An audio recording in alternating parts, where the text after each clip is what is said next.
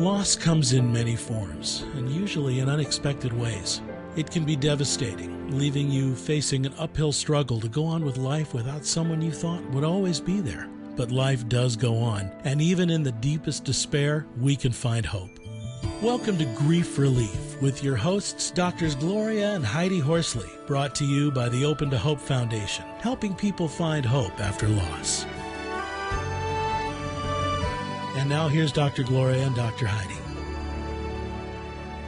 Hello, I'm Dr. Gloria Horsley with my co-host, Dr. Heidi Horsley. Well, Heidi, we've had a special award, and I'm excited about it, and it's our studio audience and our people out in the community who've made that possible for us. And we won a Hometown Media Award for the Best Educational Series. Well, like you said, Mom, we won a national award, and it really is, like my mother said, our guests, like the guests we're having on today, that are the reason that we won this award. We are talking today with 3 mothers and an aunt who basically transformed their lives after loss. Absolutely, and they've just done great things, and it's really an inspiration to everybody, because we're talking about suicide today, and this is a really tough topic.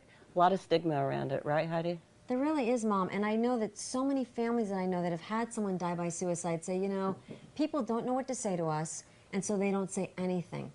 And that's very difficult because we all need support after loss. Absolutely, and so we're going to get some answers and some ideas and thoughts from these people today. We're going to hear from, do you want to talk about the sisters, Heidi? Because I know sisters are important to you. Sure, they are, and it's exciting to see them both here together. Sue Ladow and Ruth Ward. Ruth's son Nathan died by suicide, and she is here today with her sister Sue, who does life quilts, and we will see some of those, and they're fabulous. So Shirley Kaminsky is going to come on the show, and of course, Heidi, you know I always like nurses, and Shirley's a nurse. And since you're a nurse, you guys have that in common. Right. I was saying when I asked her to come on the show, I said, she told me she was a nurse, and I said, nurses rule. So we are going to see a rollout from the American Foundation for Suicide Prevention that she is on the board of, and then we'll bring Shirley in. Wonderful. I love the organization. Yep. So we're getting ready It's for the staged in the dark, Okay. hidden, secret. We can change that.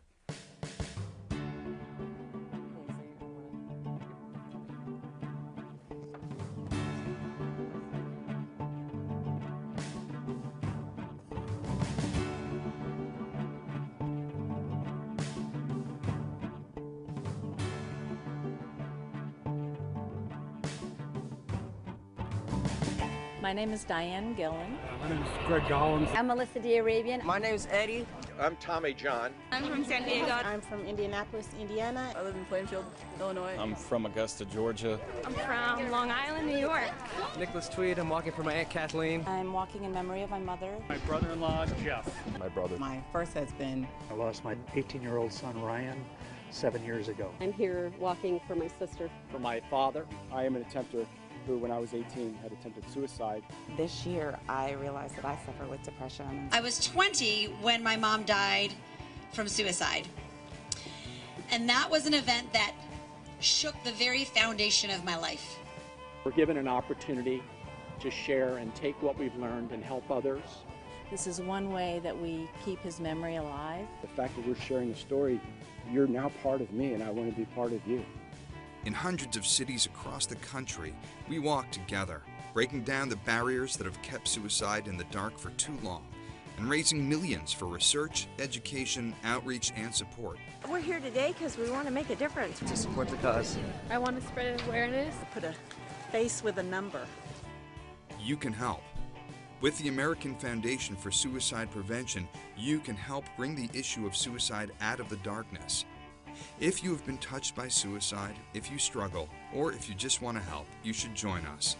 Support AFSP and the Out of the Darkness community walks. This past Tuesday would have been my dad's 46th birthday. Jane was a wonderful light of a person, and we miss her very much, but we're happy to be walking in her honor today. Today we bring hope. We bring hope for ourselves, if we've lost a loved one to suicide, if we've struggled personally, and we bring hope for a community that one day we will create a world without suicide.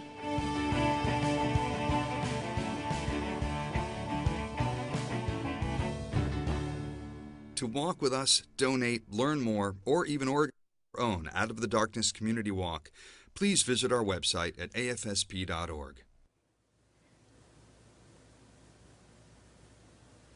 Heidi, don't you love the internet and the fact that we're able to bring this kind of thing in and that people can go online and see that kind of thing and get the support? I am so glad Shirley's going to be with us today, and let's greet her to come on the show and talk about this wonderful organization. Hi, Shirley. Hi. Heidi. Good to see you. Well, welcome to the show, and what great work you're doing with this organization. I love it, and in memory of your son. How long has it been since your son died? It'll be 26 years this August. Right. I just love that people are staying in this and helping other people. Absolutely. And, I was talking before the show to Shirley, and I was saying it's interesting because every time I give of service or we give of service, we also help ourselves. Absolutely. Yeah. Absolutely. Shirley, you've got some kind of tips and ideas for people that they can do, right? Well, I think first of all, in the very beginning, when you suffer a loss from suicide, I think one of the most important things is self-care. Taking good care of ourselves, nurturing ourselves, because we've really taken a major hit. Right. And so I think self-care is really good. Even the basics, such as eating well, getting sleep, getting exercise, getting outside, some of those very basic things that we kind of forget about and let go by the wayside when we're in deep, deep grief. And drinking water, as simple as that. Yeah. Plenty of fluids, absolutely, Yeah. absolutely. So I think that's one of the first things, and we could go into great detail about that. The second thing that I have found very helpful is joining the community. There's a huge community of us who are survivors, and none of us chose to be in this club. However, we are, and I think that when we can connect with other people who've had similar losses, we can gain support from that. As Heidi mentioned earlier, oftentimes when we've suffered a loss from suicide, people don't want to talk to us because they don't know what to say. And I think there still is a great amount of stigma around the word suicide and around a suicide death. It's better than it was 26 years ago, but we still have a long way to go. That's why TV is so great in your walks and that kind of thing. And I think you got one more point, and then let's talk about your walk. And the third point is becoming involved. Becoming involved in giving back, as Pamela has done, and there's a lot of ways that we can do that. And the way that has been so meaningful for me over the years is being a part of the American Foundation for Suicide Prevention. So, and we've had Bob Gebbia, who's head of it, I believe. He's the executive director. Yeah, he's been on our radio show. Yeah. And Bob is a great guy. And, well, I'll have to say, Heidi, through the years we have met so many fabulous people who, through loss and recovery, have done such great things. It's a real inspiration to meet people like you. Talk a little bit about the foundation, how people can find it, and talk about the walks, and how can I get involved, and when do I know I'm ready to, and who do I call, and, I'm in so much pain. Do I wait until I'm not in pain? Are there sibling things? There are just so many. Well, the readiness, I think, is a very individual thing, and I'm a big proponent of people having therapy and individual counseling. I needed that myself for long over a year after my son died, and I think, again, it's an individual thing, but our general recommendation from the foundation is that people don't get really actively involved in some of our programs until they're about 2 years past their loss. Now, that having been said, people can participate in the community walks as soon as they feel they're ready. We have the community walks, which you saw the video about. And I love the name, Out of Darkness. Out of the darkness bringing into the that light. And really nice. That started with a signature overnight walk where we walked all night long in 2002 in Washington, D.C., and that was the first overnight. I participated in that walk with my daughter, and that's how I found out about AFSP, and I've been involved with them ever since. I'm one of the founding members of the San Francisco chapter of AFSP, and we've been doing community walks, which are smaller walks. The Out of the Darkness overnight is 18 to 20 miles, and that's a long walk to do. And the walks are not only fundraisers, which is very important to keep our foundation viable and do the work that we do, but I feel it's a huge community builder. It's a way of people who suffered a similar loss to be involved, to connect with other people who understand I've met some wonderful, wonderful people through my work with AFSP. That's great. Yeah. Well, as Heidi said, we do not grieve alone. You were talking about Viktor Frankl's very famous book on logotherapy and after World War II. Even way back, he said that we don't grieve alone. We need to grieve in community. It's a collective experience. Yes. And I love these walks. They're so powerful. I live in New York City.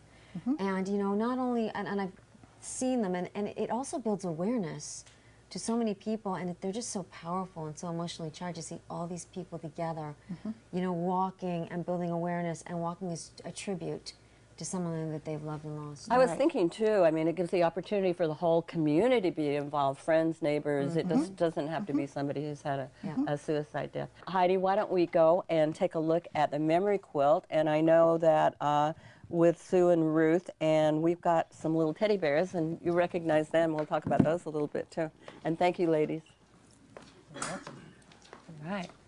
So, Heidi, do you recognize anything over here? Yes, I love it. I love those bears.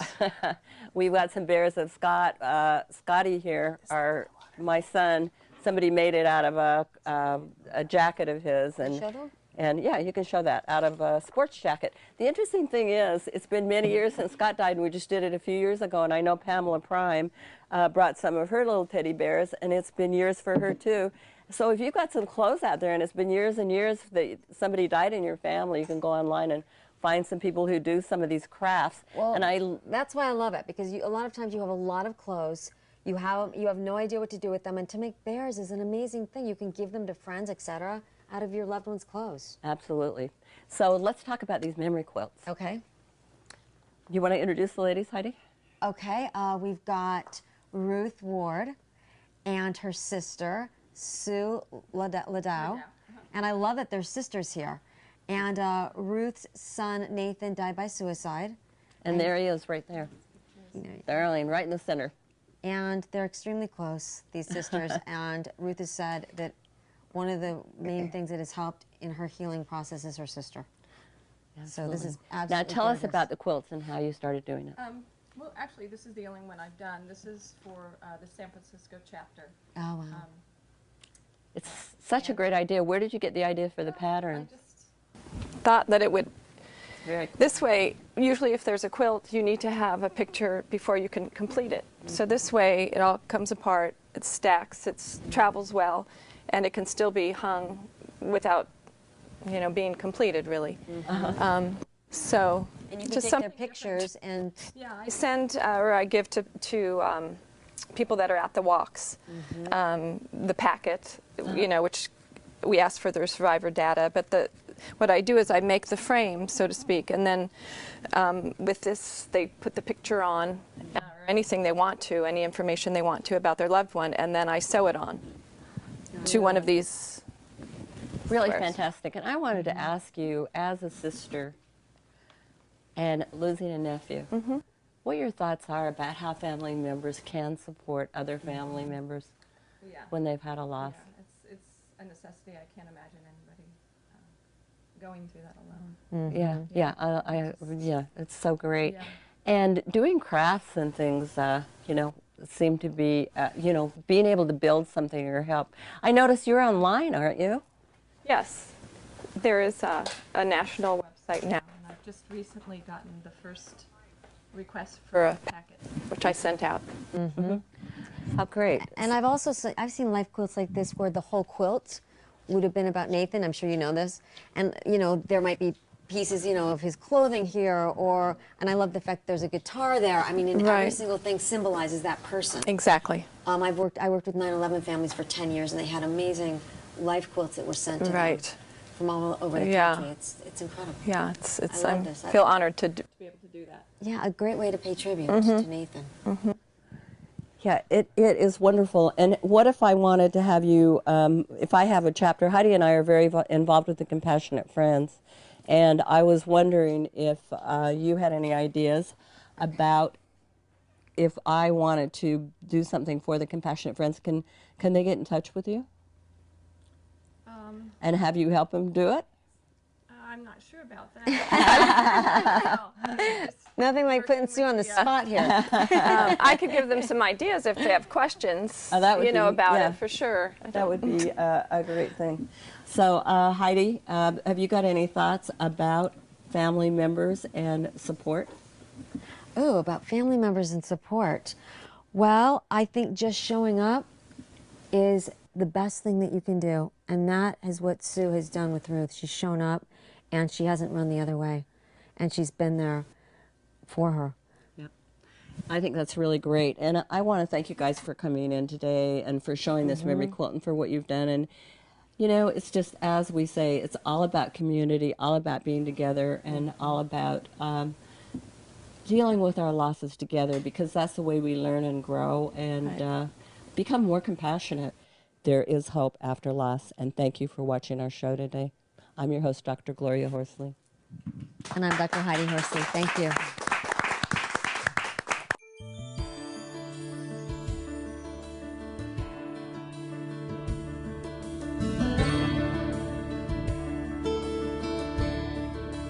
This has been Grief Relief, hosted by the mother-daughter team of Dr. Gloria and Dr. Heidi Horsley. This show's been brought to you by the Open to Hope Foundation, helping people find hope after loss.